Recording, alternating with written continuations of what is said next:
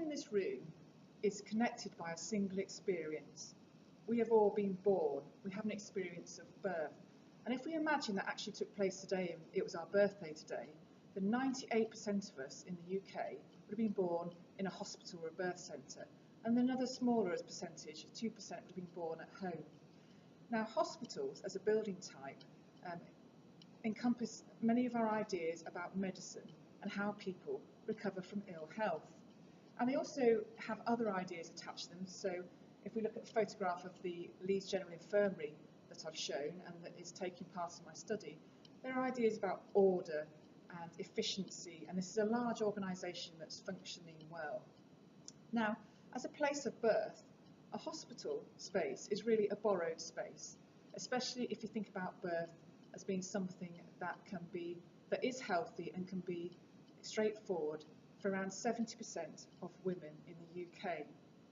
So if we think about this mismatch between the function of the space and perhaps some of the design philosophy, then as an architect, I might want to find out more about what's needed in birth spaces to design them well.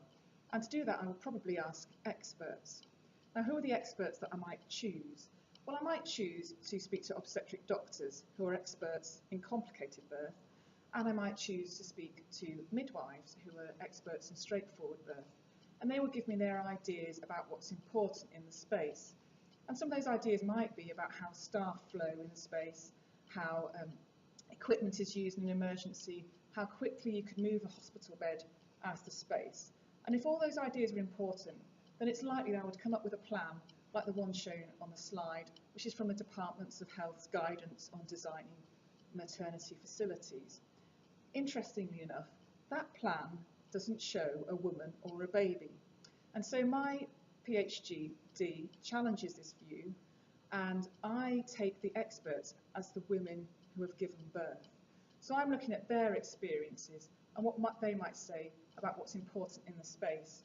So in recalling a birth story that they have, we look at what kind of spaces worked well in their labour, how they moved through different spaces, what kind of things were really significant and memorable, what things were unhelpful, what things really made a difference to them.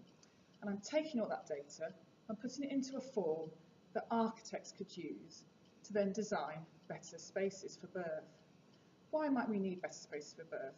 Well, it is known through research that the lifelong health of a mother and baby is affected by that birth experience. So if we're still thinking about ourselves as those babies born today, I think we would all want that to be the best possible experience that could be had. Thank you.